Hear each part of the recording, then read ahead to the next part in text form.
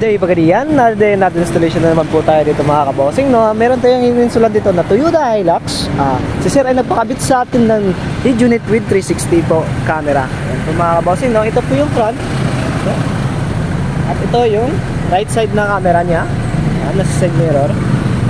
Siyempre sa kabila at saka sa likod din. Ayan, mga kabossing, no?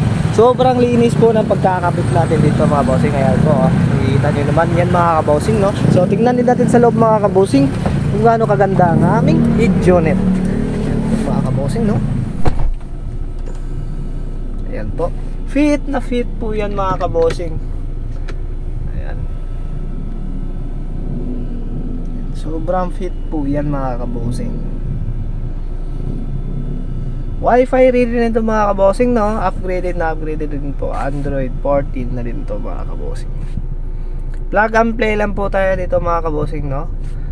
No voiding warranty po tayo dito mga kabossing. Ayan po mga kabossing, no? Kakatapos lang din natin mag-calibrate dito mga kabossing. Ayan, sobrang linaw ng kuha ng ating 360 camera mga kabossing, no? Bagay na bagay sa sasakyan ni Sir. Ayan, yung back, ayan po, nakikita po natin yung back. Ito po yung front, ayan po mga kabossing, no? Syempre, ay ito po yung sa gilid. Ayan, ito din sa gilid. Ayan po mga kabossing, no? Power steering din po dito mga kabossing, gumagana din po yan. Ayan po yung, ayan, plus volume natin, minus volume. Ayan po mga kabossing, no?